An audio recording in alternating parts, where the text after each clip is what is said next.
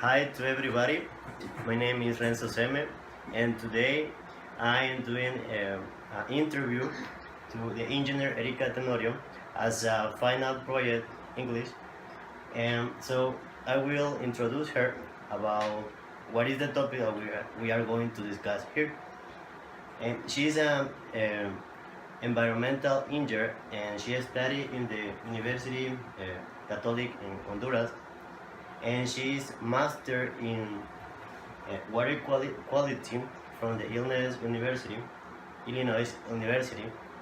and she is a professor about the water resources here in Zamorano. About she worked 10 years here, and now I want to ask you some questions about my topic. So I know the importance that have the water in the world, and now I shared about information about the water footprint in Zamorano, and also how we can reduce the impact in the environment here. So I would like hear you about what do you think the water footprint. So we know the water footprint is the measure of the consumption water in an activity. So in the industry or in the agriculture. So and the creator or the author was the Arken Oestra. So can you tell me more about what is the water footprint? Okay. Hi, Hi.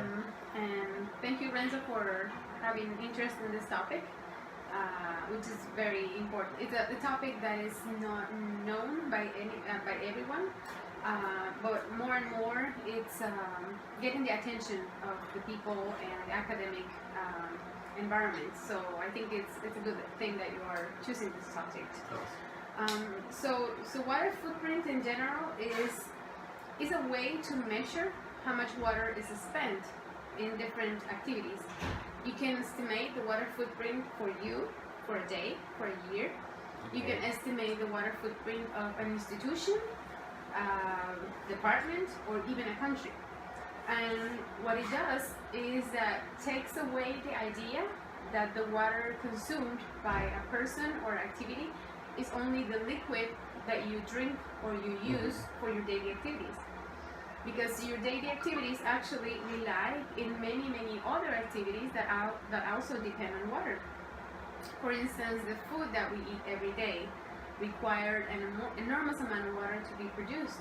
So by the choices that you make, that everyone makes in terms of what we eat, or what products we decide to buy, we decide on our water footprint in general. So the good thing about the term water footprint is precisely that you are now thinking of how every activity that you do, or an industry does, or a country does, is somehow related to water. Products, even transportation, the clothes that we use, the equipment that we use. And people usually tend to ignore that, because if you don't see the water, or you don't actually know where it is, you tend to ignore it. And so many choices of our society depend on highly consumptive water industries. And the water footprint idea makes you realize or be more aware of the water that goes into your everyday activities. It's so interesting because the people also say that the water footprint is that what we drink. So we didn't know that this chair, this pen also have the water footprint, the production. So it's important about to know what is that. And we in the classes we saw about the different type of water footprint. So you mentioned about the green water, the gray, and the blue water footprint. And do you think that can you explain more about what is the three type? Okay, Please. so sure. So okay, so for any product, for instance, think of a gallon of milk that you buy. Okay. So there's already water in the milk, right? And the first thing that you think is that, okay, so the water related to that gallon of water is the liquid part of the milk, right? But then you have to go back to the entire process that finally got you to have that gallon of milk. So in order to have that came from a processing plant of milk. That needed water to produce the product. Before that, you needed a milking facility to milk the cows. But before that, you needed to raise the cattle to produce that milk. So from the beginning of the process, in order to raise the cattle, you needed grass for the cattle to be fed. And that required water from the rainfall. So it required rainfall to go into the ground and produce that grass. That is what is called the green the water footprint.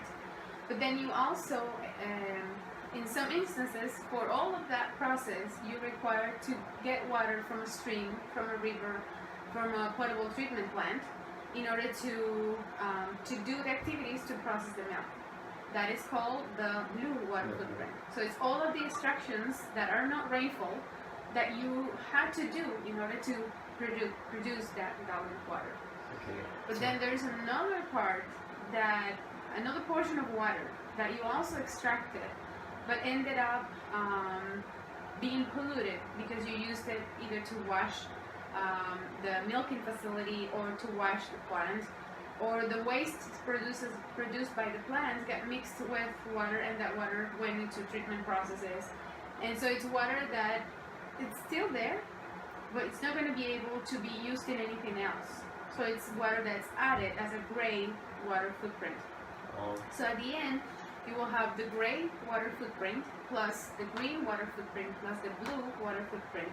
All of that all together is going to add up the water footprint of that gallon of water. So at the end, you will estimate how many gallons of water that milk facility produced, and then go back into all of the processes that require water to produce that gallon of water. Okay, and On milk. and we can reuse or recycle the gray water footprint. Yes. That way, if you have a mechanism. I mean with treatment. Yeah. If you do that, if you treat the water and then use it for something else, then you can reduce your water footprint. So you can, at the end, subtract the water that you're reusing. But it's better to consume less water than to treat water that has been polluted to then use it. Okay. The impact is never going to be the same. Okay. And so you did an example about the coal. So if it is about us, for example, I think we don't have to use the green water footprint also. So we don't have green water footprint, or yes? For a person, no. For a person, not really? No. Like just the blue water footprint. Yes. And the gray also. For our daily activities, yes. But then for everything you eat, you require all of the gray, the blue, and the... Okay. So in Zamorano, we have a high demand of water in the irrigation, in the residence, and for every activity we need water. So there are a lot of students, and there are a lot of activity inside of learning by doing. And so what is Zamorano doing to reduce the water footprint? Okay, so Zamorano is very unique, and yes, we do have a very high water footprint. We don't have the estimate, but it's probably something that a thesis can do to estimate the institutional water footprint. We have extraction from different uses. Uyuca serves a source of potable water for drinking purposes. And then Santa Ynez, which is a micro watershed that's close to Zamorano, provides water for irrigation. Last year we began a campaign with the residents of Zamorano, and we have meters in every residence, in every plant, and every unit of Zamorano. And there is a record of measurements of how much cubic meters of water every unit or every family consumes every month. Um, we started sending those reports to the families so that they could have an estimate of how much water was spent, and then there was additional suggestions of how much they should lower the consumption of water. There are many other things in terms of the plans. The dairy facility, for instance, has recently changed to a recirculation process to reduce the water consumption. And other units, for instance, today there was a thesis presentation that looked into the potential of the effluents from the laundry facility and post-harvest facility to be used for irrigation. So there are certain initiatives all over campus, in small scale or small activities, but there are, as a whole, we want to raise awareness of the importance of reusing water and to reduce the consumption of water. Okay. So and also something that is, like I said, very unique about Zamorano is that if we do a water balance, which is also another way to present this information, we want to do a water balance to prove that at a certain point, as Zamorano, we produce, quote unquote, a lot of water as well. If we protect the Uyuca Reserve, if we invest in fire control, in prevention of deforestation in Uyuca and both Santa Ynez, we are helping to preserve the water source. If Zamorano were here, I'm sure Uyuca wouldn't have the conditions that it has, or Santa Ynez wouldn't have the conditions that it has, and the water would be reduced. So we consume a lot of water, but we also do a lot of things to preserve the water that we have in campus. Okay. So Zamorano is like a solution, or it's like a.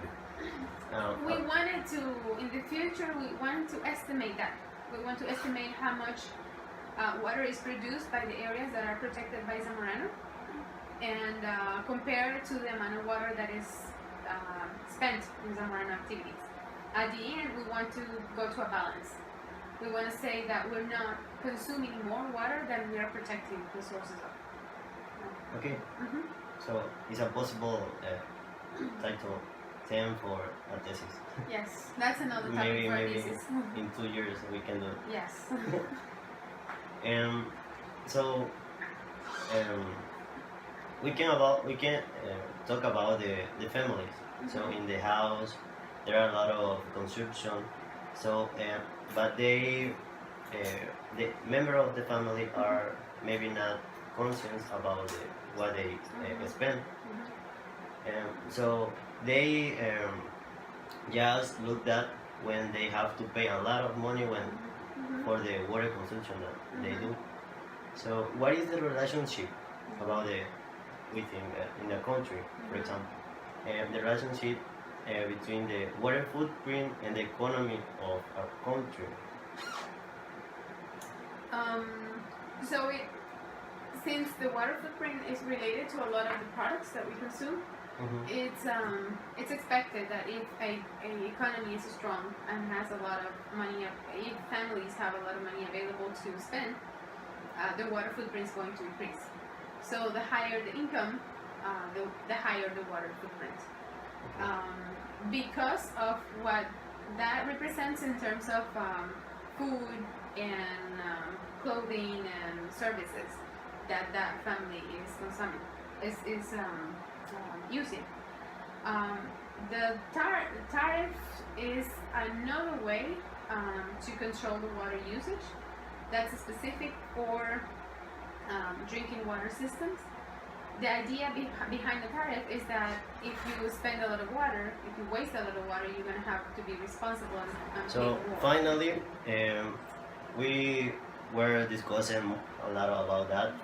So I want to make some recommendation about the water footprint and how we can reduce the impact and the use of the water. So in the little activities in our daily, for example, when we wash the teeth in the bathroom, or for example in Zamorano when we have to wash the tools. So we all most of the time we give the cake open with a lot of time. So we can take awareness about that and reduce in that way in more or few the water footprint of us or the activity that we are doing. Um, thanks, engineer, about with the interview. So I don't know if you want to make us a conclusion or make us a recommendation for everybody that are looking at. Well, yes, I think it's important that we know how our choices in everyday activities affect the consumption of water in our environment. Sometimes even the water that we consume is carried from miles and miles. It's even from a different country, and we don't know if the products that we're buying or using are consuming water that's being under competition by other people that may need it for drinking purposes. So knowing more about everyday activities and how that impacts water is a good place to start. And also be aware of our activities, like you were saying, what we do every day that actually consumes water while we are manipulating water. And for every Zamorano student, I think I know that you're told to do many things every day, and you're learning by doing. And maybe some instructors or paisas are doing things and have been doing things that in a certain way for many, many years. But you as a student can observe what's happening and see or try to find opportunities to save water. And even as a student, you can make recommendations to your instructors or professors or the people that are with you. Look, that hose is wasting water. Why don't we shut the valve? Or why don't we do this other way? Because this other way is going to waste less water. So we have to change the way we're thinking about water and also be more proactive on trying to make recommendations that will have an impact on water. Okay, thanks. So it's in our hands to make a change. Yes, of course. And thanks to everybody, thanks engineer for this interview. And I hope that everybody heard us like this topic. So I'm interested about to study that. And so in our hand is the Solution. solution. Thanks. Okay, you're welcome.